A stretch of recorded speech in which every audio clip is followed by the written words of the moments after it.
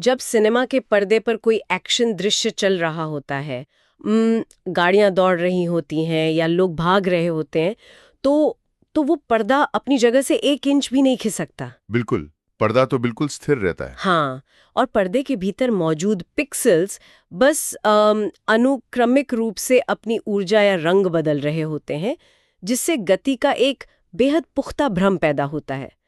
तो आज के इस गहरे अन्वेषण में हम इसी विचार को एक बहुत बड़े पैमाने पर लागू करने जा रहे हैं। एक ब्रह्मांडीय पैमाने पर। सही कहा। हम संदीप चौहान की जो क्रांतिकारी स्रोत सामग्री है, चौहान्स थियरी ऑफ एवरीथिंग, और उनके मॉडल यूनिवर्सल एनर्जी डायनामिक्स यानी यूईडी, उस पर चर्चा करेंगे जी। और ये एक ऐसा मॉडल है जो दावा करता है कि ये भौतिक ब्रह्मांड भी एक स्थिर पर्दा है। मतलब इस ब्रह्मांड में कोई भी कण, तारा या प्रकाश की किरण वास्तव में अंतरिक्ष में यात्रा कर ही नहीं रही है। देखिए, ये प्रस्तावना भौतिकी के उस स्थापित ढांचे पर सीधा प्रहार करती है जिसे हम सदियों से एक रेफरेंस स्पाइन या कह लीजिए ब्रह्मांडीय रीढ़ मानते आए हैं। मतलब न्यूटोनियन यांत्रिकी से लेकर क्वांटम फील्ड थ्योरी तक। जी बिल्कुल, हर स्थापित सिद्धांत इस बुनियादी मान्यता पर टिका है कि चीजें एक आयाम से दूसरे आयाम में गति करती हैं। लेकिन यूईडी इस मान्यता को जड़ से उखाड़ देता है। अच्छा। हाँ, ये मॉडल कहता है कि ब्रह्मांड गति से नहीं बल्कि पूर्ण शांति और उस शांति में पैदा होने वाले तनाव के सुलझने से बना है। इस पूरी बहस की नींव समझने के लिए मुझे लगता है हमें उस खाली स्थान या वैक्यूम की अवधारणा को देखना होगा, जिसे हम आमतौर पर एक ऐसा कंटेनर मानते हैं जिसमें ग्रह और तारे मौजूद हैं। सही बात है। अब आधुनिक भौतिकी पहले से ही मानती है कि वैक्यूम पूरी तरह खाली नहीं है, उसमें क्वांटम फ्लक्चुएशंस होते हैं। लेकिन यूईडी इसे एसवीई यानी स्ट्रक्चर्ड वैक्यूम एनर्जी के रूप में परिभाषित करता है। तो यहाँ सवाल ये उठता है कि ये एसवीई स्थापित क्वांटम फील्ड से कैसे अलग है। माना क्वांटम थ्योरी में फील्ड्स में ऊर्जा के उतार चढ़ाव होते हैं जिनसे कण पैदा होते हैं और फिर वे कण उस फील्ड के माध्यम से यात्रा करते हैं, है ना? बिल्कुल। लेकिन यूईडी का एसवीई कोई ईथर या गैस नहीं है और ये कोई ऐसा माध्यम भी नहीं है जिसमें से होकर चीजें गुजरती हैं। एसवीई एक पूर्ण रूप से स्थिर तनाव के लिए तैयार आधार है। तनाव के लिए तैयार। हाँ, अपनी मूल अवस्था में ये पूरी तरह से खामोश रहता है। जब भी कोई भौतिक घटना घटती है तो एसवीई अपनी जगह से विस्थापित नहीं होता। इसके बजाय ये केवल रिपल्स या तरंगों के रूप में तनाव को अनुक्रमिक रूप से सुलझाने की अनुमति देता है। अच्छा, तो आइए इसे थोड़ा सरल करते हैं। मतलब क्या ये एक शांत झील की तरह है जहां पानी कहीं यात्रा नहीं करता, बल्कि जब कोई पत्थर गिरता है तो केवल एक लहर पैदा होती है जो ऊर्जा को संतुलित करती है? ये बहुत ही सटीक एनोलॉजी है। पानी के अणु असल में नदी के एक छोर से दूसरे छोर तक नहीं जाते। हाँ, वो बस अपनी जगह पे ऊपर नीचे होते हैं। बिल्कुल, अणु केवल अपनी जगह पर हिलते हैं। ऊर्जा या तनाव एक अणु से दूसरे अणु में स्थानांतरित होता है। यूईडी के अनुसार जब कोई वस्तु, जिसे हम एक कण या द्रव्यमान मानते हैं, बिंदु ए से बिंदु बी तक जाती हुई प्रतीत होती है तो वास्तव में वो यात्रा नहीं कर रही। नहीं, वो वास्तव में एसवीई फील्ड के भीतर स्थानिक स्तर पर तनाव का समाधान है। एक बिंदु पर तनाव पैदा होता है, वो सुलझता है और अगले बिंदु पर तनाव पैदा करता है। और ये अनुक्रम इतनी तेजी से होता है कि देखने वाले को ये भौतिक गति लगती है। एकदम सही। ये गतिज ऊर्जा या मोमेंटम का भ्रम पैदा करता है। ये सच में दिमाग घुमा देने वाला ढांचा है। लेकिन अगर हम गुरुत्वाकर्षण की ओर बढ़ें तो मुझे लगता है ये मॉडल और भी बड़ी चुनौतियों का सामना करता है। गुरुत्वाकर्षण हमेशा से भौतिकी का सबसे बड़ा रहस्य रहा है। हाँ, क्योंकि हमारे पास जनरल रिलेटिविटी का स्थापित सिद्धांत है जो कहता है कि द्रव्यमान अंतरिक्ष समय को मोड़ देता है, जिससे गुरुत्वाकर्षण पैदा होता है।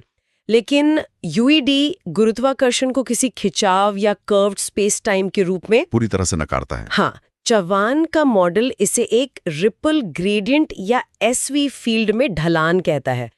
तो ये ढलान बनती कैसे है? मतलब क्या चीज इस ढलान को परिभाषित करती है? देखिए, यूईडी में जिसे हम द्रव्यमान या मास कहते हैं, वो वास्तव में बड़े पैमाने पर इकट्ठा रिपल मेमोरी है। रिपल मेमोरी, इसे थोड़ा और स्पष्ट करेंगे? ये तनाव एक जगह पर इकट्ठा कैसे हो जाता है? जब एसवीई में एक निश्चित क्षेत्र में तनाव बार बार और लगातार एक ही पैटर्न में सुलझता है, तो वो एक प्रकार का स्थानीय घनत्व या संरचना बना लेता है। जैसे धागे में कोई गांठ पड़ गई हो। बहुत खूब। हाँ, एक उलझी हुई गांठ की तरह। ये संघनित तनाव अपने आसपास के एसवीई फील्ड की मूल शांति में एक विक्षोभ पैदा करता है। और इस विक्षोभ के कारण आसपास के फील्ड में तनाव के सुलझने की क्षमता एक समान नहीं रहती। एक ग्रेडियंट या कह लें तनाव की ढलान बन जाती है। तो अगर गुरुत्वाकर्षण कोई खिंचाव या बल नहीं है, तो न्यूटन का सेब इस ढलान पर प्रतिक्रिया कैसे करता है? वो नीचे क्यों गिरता है? क्योंकि ब्रह्मांड में हर घटना केवल तनाव को सुलझाने की कोशिश कर रही है। सेब और पृथ्वी के बीच जो एसवीई फील्ड है, उसमें पृथ्वी के विशाल द्रव्यमान के कारण एक ढलान मौजूद है। अच्छा, तो सेब पृथ्वी की ओर आकर्षित नहीं हो रहा है? नहीं, सेब कोई आकर्षण महसूस नहीं कर रहा। वह केवल न्यूनतम रिपल प्रतिरोध यानी path of least ripple resistance के रास्ते का अनुसरण कर रहा है। वो उस दिशा में बढ़ रहा है जहां उसका अपना तनाव सबसे आसानी से सुलझ सकता है। मतलब गुरुत्वाकर्षण कोई सक्रिय बल नहीं है, ये सिर्फ तनाव के समाधान का एक ज्यामितीय परिणाम है। बिल्कुल, कोई किसी को खींच नहीं रहा है। लेकिन अगर हम इस ग्रेडियंट या ढलान को चरम सीमा तक ले जाएं, तो ब्लैक होल की स्थिति उत्पन्न होती है। ब्लैक होल्स, भौतिकी की सबसे चरम अवस्था। हाँ, और आधुनिक खगोल भौतिकी मानती है कि ब्लैक होल के केंद्र में एक सिंगुलैरिटी होती है, जहां घनत्व अनंत हो जाता है और भौतिकी के सारे नियम टूट जाते हैं, जो कि गणितीय रूप से बहुत समस्याग्रस्त है। बिल्कुल। और स्रोत सामग्री बताती है कि यूईडी सिंगुलैरिटी के विचार को खारिज करता है और इन्हें रिपल सिंक कहता है। तो भौतिक रूप से एक रिपल सिंक सिंगुलैरिटी से कैसे अलग है? देखिए, सिंगुलैरिटी असल में एक गणितीय त्रुटि है। ये तब पैदा होती है जब हमारे वर्तमान समीकरण टूट जाते हैं। प्रकृति अनंत घनत्व की अनुमति नहीं देती। यूईडी के रिपल सिंक में कोई अनंत घनत्व वाला बिंदु नहीं है। ये बस एसवीई फील्ड की एक टोपोलॉजिकल सीमा है। ब्लैक होल ऐसे क्षेत्र हैं जहां रिपल ग्रेडियंट इतनी गहराई तक पहुंच जाता है कि वहां से बाहर की ओर तनाव का सुलझना पूरी तरह से अवरुद्ध हो जाता है। हाँ, पूरी तरह अवरुद्ध हो जाता है। लेकिन यहाँ एक बड़ा विरोधाभास नजर आता है मुझे। अगर गुरुत्वाकर्षण कोई बल नहीं है जो प्रकाश को खींच रहा है, तो प्रकाश ब्लैक होल से बाहर क्यों नहीं आ पाता? इसके लिए हमें प्रकाश की जो यूईडी परिभाषा है उस पर आना होगा। इस मॉडल के अनुसार प्रकाश को यात्रा करने वाला कण या फोटोन नहीं है। तो प्रकाश क्या है? प्रकाश केवल एसवीई में होने वाले तनाव का संरेखण है, यानी अलाइनमेंट। एक बिंदु से दूसरे बिंदु तक ऊर्जा का अनुक्रमिक संरेखण। अच्छा। ब्लैक होल के इवेंट होराइजन के पास एसवीई का तनाव इतना मुड़ जाता है, वो ग्रेडियंट इतना तीव्र हो जाता है कि उस दिशा से बाहर की दुनिया के साथ कोई भी ज्यामितीय संरेखण असंभव हो जाता है। अरे वाह! मतलब प्रकाश को गुरुत्वाकर्षण खींचकर वापस नहीं लाता? नहीं, प्रकाश की जो संरेखण श्रृंखला है वो बाहर की ओर बनी नहीं पाती, रास्ता ही नहीं है। तो इसका अर्थ ये है कि ब्लैक होल कोई ब्रह्मांडीय वैक्यूम क्लीनर नहीं है जो सब कुछ निगल रहा है। ये अंतरिक्ष में बस एक डेड एंड की तरह है जहां तनाव आगे प्रवाहित होने के लिए संरेखित नहीं हो सकता। बिल्कुल सही। और ये व्याख्या हमें सिंगुलैरिटी की अनंतताओं से भी बचाती है। ये बहुत स्पष्ट है। खैर, अब तक हमने ब्रह्मांडीय या मैक्रो स्तर की बात की, अब थोड़ा क्वांटम स्तर पर चलते हैं। क्वांटम यांत्रिकी में समय का व्यवहार अक्सर बेतरतीब या टूटा हुआ प्रतीत होता है। तो यूईडी समय की प्रकृति को कैसे परिभाषित करता है? भौतिकी में समय को अक्सर एक बहती हुई नदी या एक स्वतंत्र आयाम माना जाता है, लेकिन यूईडी के अनुसार समय का कोई स्वतंत्र अस्तित्व है ही नहीं। तो समय है क्या? समय केवल रिपल के कारण उत्पन्न होने वाले तनाव और उसके समाधान के बीच की देरी है। बस एक डीले। एक घटना यानी कारण और उसके संरेखण यानी प्रभाव के बीच जो अंतराल है, उसे ही हम समय के रूप में मापते हैं। लेकिन क्वांटम स्तर पर यह देरी इतना अजीब व्यवहार क्यों करती है? मेरा मतलब है, क्वांटम प्रयोगों में अक्सर ऐसा लगता है कि कारण और प्रभाव धुंधले हो गए हैं। क्योंकि क्वांटम स्तर पर दूरियां इतनी सूक्ष्म होती हैं कि एसवीई में रिपल का समाधान उसके स्थिर आंतरिक दोहराव की तुलना में कई अधिक तेजी से होता है। और हमारे उपकरण? वही तो, हमारी अवलोकन प्रणालियां एक मैक्रो स्तर की गति पर काम करती हैं। जब हम क्वांटम घटनाओं को मापने की कोशिश करते हैं तो घटनाओं के सुलझने की गति हमारे मापने की क्षमता से तेज होती है। तो इसीलिए वो हमें बेतरतीब या समय से परे लगती है। बिल्कुल। तो अगर हम वेव फंक्शन कोलैप्स की बात करें, ये विचार कि क्वांटम प्रणाली कई अवस्थाओं के सुपरपोजिशन में होती है जब तक कि उसे मापा ना जाए, जैसे वो श्रोडिंगर की बिल्ली का प्रसिद्ध उदाहरण। हाँ, बहुत मशहूर उदाहरण है। तो यूईडी इस अवलोकन के प्रभाव को कैसे देखता है? क्या मापना वास्तव में वास्तविकता को बदल देता है? यूईडी वेव फंक्शन कोलैप्स को एक यादृच्छिक सांख्यिकी घटना मानने से साफ इनकार करता है। ये इसे अनिवार्य समाधान या एनफोर्स्ड रेजोल्यूशन के रूप में फिर से परिभाषित करता है। अनिवार्य समाधान? हाँ, देखिए, जब कोई प्रयोगकर्ता या उपकरण किसी क्वांटम अवस्था को मापता है तो वो केवल एक निष्क्रिय दर्शक नहीं होता। वो मापने वाला उपकरण खुद एक भारी मैक्रो ऑब्जेक्ट है। जिसका अपना एक विशाल तनाव होगा एसवीई फील्ड में। बिल्कुल, वो फील्ड में अपना खुद का भारी तनाव पैदा कर रहा है। तो क्या ये उपकरण का तनाव ही है जो क्वांटम प्रणाली को मजबूर करता है? 100%। अवलोकन के दौरान क्वांटम प्रणाली का अस्थिर तनाव उस उपकरण के भारी तनाव के साथ संपर्क में आता है। एसवीई फील्ड तुरंत एक संतुलन खोजने की कोशिश करता है। अच्छा। और इस प्रक्रिया में वह क्वांटम प्रणाली को एक विशिष्ट निश्चित संरेखण पर आने के लिए मजबूर कर देता है, जिसे हम कोलैप्स कहते हैं। वो वास्तव में एक बहुत मजबूत फील्ड के हस्तक्षेप के कारण हुआ अनिवार्य संरेखण है। अरे वाह, ये सब कितना जुड़ा हुआ लगता है। मतलब अगर हम इन सभी विचारों को जोड़ें, स्थिर ब्रह्मांड, संरेखण के रूप में प्रकाश, देरी के रूप में समय, तो मुझे लगता है भौतिकी की बुनियादी स्थिरांकों और समीकरणों को भी फिर से परिभाषित करना होगा। बिल्कुल करना होगा। पूरी नींव ही बदल जाती है। जैसे विज्ञान में c यानी प्रकाश की गति को ब्रह्मांड की परम गति सीमा माना जाता है, यूईडी इस स्थिरांक को कैसे देखता है? देखिए, अगर प्रकाश या कोई भी कण वास्तव में यात्रा नहीं कर रहा है तो c किसी वस्तु की यात्रा सीमा कैसे हो सकती है? सही बात है। यूईडी के अनुसार c एक रेजोल्यूशन स्पीड सीलिंग है। यह वह अधिकतम दर है जिस पर एसवी फील्ड अपने भीतर के तनाव की गणना करके उसे सुलझा सकता है। तो क्या हम इसे एक एनालॉजी से समझ सकते हैं? जैसे किसी कंप्यूटर स्क्रीन का रिफ्रेश रेट होता है। एक स्क्रीन 60 हर्ट्ज या 120 हर्ट्ज पर अपडेट होती है। एग्जैक्टली। ये उस हार्डवेयर की सीमा है कि वो कितनी जल्दी नई जानकारी प्रोसेस करके पिक्सेल्स में भेज सकता है। तो क्या सीबीएसवी फील्ड का ब्रह्मांडीय रिफ्रेश रेट है? और ये एक बहुत ही शानदार तुलना है। ब्रह्मांड का फैब्रिक वास्तव में एक सूचना संसाधन प्रणाली की तरह ही काम करता है। एक बिंदु पर तनाव को अगले बिंदु तक संरेखित करने में फील्ड को जो न्यूनतम समय लगता है वो सी है। ये यात्रा की नहीं बल्कि ब्रह्मांडीय प्रतिक्रिया की सीमा है। और अगर सी केवल एक रिफ्रेश रेट है तो आइंस्टाइन के प्रसिद्ध समीकरण E=mc² का क्या होगा? ये समीकरण बताता है कि द्रव्यमान को ऊर्जा में बदला जा सकता है। हाँ, द्रव्यमान ऊर्जा समतुल्यता। तो यूईडी इसे कैसे समझाता है? यूईडी ये नहीं कहता कि E=mc² गणितीय रूप से गलत है। ये कहता है कि हमने इस समीकरण के अर्थ को गलत पढ़ा है। ये रिपल मेमोरी और तनाव के पतन के गलत तरीके से पढ़े गए हस्ताक्षर हैं। मतलब ऊर्जा कोई चीज नहीं है? नहीं, ऊर्जा कोई भौतिक पदार्थ नहीं है जिसे द्रव्यमान से निकाला जाता है। ऊर्जा केवल तनाव के सुलझने का परिणाम है। तो जब कोई परमाणु बम फटता है और विशाल ऊर्जा निकलती है तो वहां वास्तव में क्या हो रहा है? कोई भी सोचेगा कि वहां द्रव्यमान ऊर्जा में बदल रहा है। वहां कोई द्रव्यमान जादुई रूप से ऊर्जा में नहीं बदल रहा है। जैसा कि हमने पहले चर्चा की, द्रव्यमान एसवीई फील्ड में बहुत कस के बंधी हुई संगणित रिपल मेमोरी है। वो उलझी हुई गांठ। हाँ, वो गांठ। जब वो संरचना टूटती है तो इस छोटे से क्षेत्र में फंसा हुआ एक विशाल तनाव अचानक से मुक्त हो जाता है।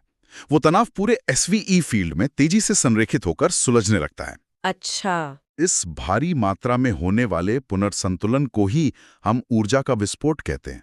और जो c² है वो ज्यामितीय गुणक है जो ये बताता है कि ये तनाव 3D स्पेस में कितनी तेजी से बाहर की ओर सुलझता है। ये सभी सैद्धांतिक व्याख्याएं तार्किक रूप से बहुत सुसंगत लगती हैं, लेकिन देखिए, विज्ञान सिर्फ दर्शन या सुंदर विचारों का नाम नहीं है। बिल्कुल नहीं, उसे साबित करना पड़ता है। हाँ, किसी भी नए सिद्धांत की सबसे बड़ी कसौटी उसकी परखने की क्षमता यानी फॉल्सिफाइबिलिटी होती है। अगर कोई सिद्धांत परीक्षण योग्य भविष्यवाणियां नहीं करता तो वो विज्ञान नहीं है। यूईडी इस चुनौती का सामना कैसे करता है? यूईडी एक बहुत ही स्पष्ट और परीक्षण योग्य अवधारणा प्रस्तुत करता है, जिसे एटीटी यानी अलाइनमेंट थ्रेशोल्ड टाइम कहा जाता है। एटीटी, ये क्या है? ये एक मापने योग्य अवधि है। ये मापता है कि किसी एक रिपल को एसवीई फील्ड में संरेखित होने में कितना समय लगता है। तो एटीटी को मापना क्यों महत्वपूर्ण है? ये वर्तमान सिद्धांतों से कैसे टकराता है? क्योंकि यूईडी एक बहुत ही साहसिक भविष्यवाणी करता है, फोटॉन का गैर प्रसार यानी नॉन प्रोपगेशन ऑफ फोटॉन्स। इसका मतलब है कि प्रकाश अंतरिक्ष में यात्रा नहीं करता। ये तो एक अत्यंत विवादास्पद दावा है। हाँ, क्योंकि शास्त्रीय मॉडल मानता है कि फोटॉन एक कण है जो स्रोत से निकलता है और अंतरिक्ष के माध्यम से उड़ान भरते हुए डिटेक्टर तक पहुंचता है। तो यहाँ श्रोताओं के मन में एक बहुत बड़ा तार्किक सवाल खड़ा होगा। क्या? कि अगर प्रकाश यात्रा नहीं कर रहा है तो अरबों प्रकाश वर्ष दूर स्थित किसी तारे का प्रकाश हमारे रेटिना के साथ अचानक कैसे संरेखित हो सकता है? मेरा मतलब है, अगर प्रकाश को यात्रा करने की आवश्यकता नहीं है तो संरेखण तो तत्काल होना चाहिए, और अगर ऐसा हुआ तो ये कॉज़ैलिटी और प्रकाश के गति की स्थापित सीमा को पूरी तरह से तोड़ देगा। लेकिन ये तत्काल या एक झटके में नहीं होता। यहीं पर एंटी टी और सी की भूमिका आती है। अच्छा। संरेखण तुरंत नहीं होता, बल्कि ये एसवीई फील्ड में एक के बाद एक बिंदु पर अनुक्रमिक रूप से होता है। इसे गिरते हुए डोमिनोज की एक श्रृंखला की तरह समझें। डोमिनोज। हाँ, जब कोई पहली डोमिनो को गिराता है तो वो दूसरी को गिराती है और ये क्रम आगे बढ़ता है। वो विशेष डोमिनो जो सबसे पहले गिरी थी, वो श्रृंखला के अंत तक यात्रा नहीं करती। जो यात्रा करता है वो केवल गिरने की घटना या तनाव का समाधान है। तो जब हम दूर के तारे को देखते हैं तो तारे ने एक तनाव पैदा किया जिसने एसवीई फील्ड में अपने निकटतम बिंदु को संरेखित किया, फिर उसने अगले को। बिल्कुल। और ये संरेखण श्रृंखला अरबों वर्षों तक चलती रही, जब तक कि वो मेरे रेटिना तक नहीं पहुंच गई। एकदम सही। ऊर्जा का कोई भी भौतिक कण या फोटॉन रास्ते से होकर नहीं गुजरा। जो फोटॉन हम अपने उपकरणों में मापते हैं वो रास्ते में कहीं मौजूद नहीं होता। मतलब प्रकाश वहां था ही नहीं। नहीं, प्रकाश वो घटना है जो ठीक उसी क्षण घटित होती है जब अंतिम डोमिनो यानी आपका रेटिना या डिटेक्टर संरेखित होता है। ये उस बिंदु पर संरेखण की घटना है। यूईडी हमें एक ऐसा ब्रह्मांड दिखाता है जो खाली नहीं है, बल्कि एसवीई का एक स्थिर और तनाव के लिए तैयार फील्ड है। ब्रह्मांड में गति एक भ्रम है। बिल्कुल। वस्तुएं यात्रा नहीं करती, बल्कि तनाव एक स्थानीय बिंदु से दूसरे बिंदु पर अनुक्रमिक रूप से सुलझता है। और गुरुत्वाकर्षण कोई अदृश्य खिंचाव या बल नहीं है। यह संघनित रिपल मेमोरी के कारण फील्ड में बनी तनाव की एक ढलान है, जहां वस्तुएं केवल संतुलन खोज रही हैं। और प्रकाश कोई कण या तरंग नहीं है जो अंतरिक्ष को पार कर रहा है। हाँ, ये केवल ऊर्जा के तनाव का संरेखण है जो सी की गति सीमा पर आगे बढ़ता है, जो कि ब्रह्मांड का रिफ्रेश रेट है। देखिए, ये ज्ञान केवल एकेडमिक चर्चा के लिए नहीं है। ये आधुनिक भौतिकी को उन विरोधाभासों से बाहर निकालने का एक तार्किक ढांचा प्रदान करता है जिनमें वो दशकों से फंसी हुई है। जैसे डार्क मैटर और डार्क एनर्जी। हाँ, dark matter, wave particle duality और क्वांटम उलझाव जैसी पहेलियां जिन्हें सुलझाने के लिए विज्ञान लगातार गणितीय पैबंद लगा रहा है। यूईडी के परिप्रेक्ष्य में ये सब बहुत स्वाभाविक और स्पष्ट हो जाती हैं। ये भौतिकी को जटिलताओं से मुक्त करता है। इस स्रोत सामग्री में एक बहुत ही खूबसूरत पंक्ति है जो इस पूरी चर्चा का सार प्रस्तुत करती है। मैं उसे पढ़ती हूँ। ब्रह्मांड कणों या तरंगों में नहीं बोला, ये शांति में फुसफुसाया और हमने इसे परिणाम के रूप में सुना। क्या बात है। भौतिक दुनिया में जो कुछ भी हम देखते हैं, ऊर्जा, द्रव्यमान, प्रकाश, वे सभी केवल उस मूल शांति में पैदा होने वाले तनाव के परिणाम हैं। और यहीं पर हम सुनने वालों के लिए एक अंतिम विचार छोड़ना चाहते हैं।